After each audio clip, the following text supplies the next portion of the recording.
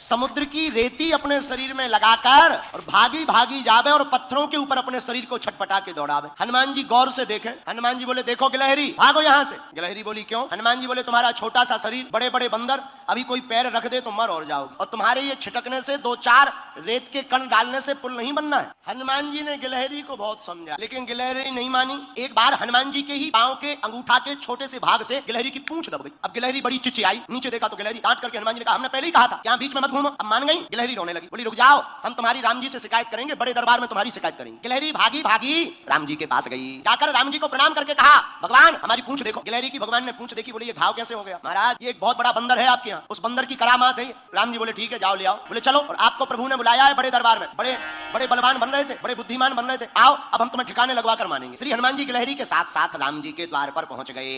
राम जी को प्रणाम किया, पर हनुमान जी ने गिलहरी से पूछा एक बात बताओ, तुम्हारे रेत के कण डालने से समुद्र का पुल बनना नहीं है, फिर भी तुम इतनी परेशान क्यों हो रही? राम जी बोले बात तो सही है, बताओ गिलहरी। गिलहरी हाथ दोनों जोड़कर बोली राम जी हमें पता है कि हमारे कारण से पुल नहीं बनना है, लेकिन इन बंदरों ने आपकी इस सेना ने बड़े बड़े पत्थर ला करके पुल बना दिया। राम जी बड़े बड़े पत्थर लगे हैं, आपके चरण बड़े कोमल हैं, पत्थर है उबड़ खाबड़, रखोगे कहीं चोट लग जाए, आपके चरणों से खून बहने लगे, तो ये बनते तो बड़े बुद्धिमान है तुम्हारे हनुमान जी, पर इन्हें ज्ञान एक रत्ती का नहीं। हम छोटे जरूर हैं पर हमें ज्ञान ठीक ठाक। राम जी बोले क्या ज्ञान है? बोले ये तुम्हारे बड़े बड़े बंदर बड़ी बड़ी सिलाएं लगा रहे, पर आपके चरण बड़े कोमल है, आप चलोगे तो कहीं पत्थर लग जाएगा, तो हम रेती जाकर के रेती उन पत्थरों की दरार में भरते हैं ताकि आपके चरणों में कोई चोट ना लग जावे।